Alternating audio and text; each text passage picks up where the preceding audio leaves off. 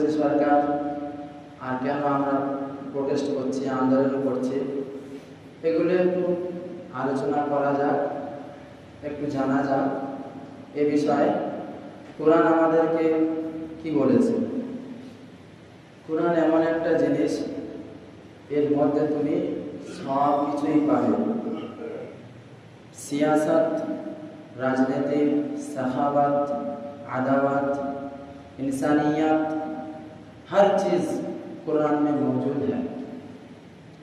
अगर कुरान में ना मिले तो फिर हदीस में भी आपको मिल जाएगा, क्योंकि कुरान की तफसीर जो है वह अहादीस मुबारक है, हमारे नबी है, वो समझाएंगे। बट आज के दुनिया में, आज के কোরআন থেকে আমরা অনেক পিছনে। কিছু কিছু জিনিস সমাজে এমন,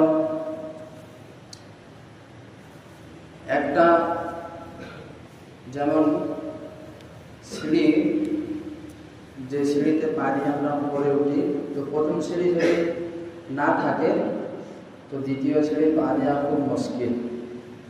আর প্রথম সিঁড়ি পা দিলাম কিন্তু দ্বিতীয় সিঁড়ি নেই, আর মাঝখানে অনেক গ্যাপ, তারপরে ওপরে কোনো রকম ঠেকো দিয়ে একটা দুটো সিঁড়ি করা আছে, কিন্তু সেখানে ওটা খুবই মুশকিল। তো সমাজের কিছু জিনিস এমন চলছে, মানুষকে ধাঁধা এবং গলতফহমি, সব সুবহাত, এইসবের দ্বারা বিভ্রান্ত করে রেখেছে।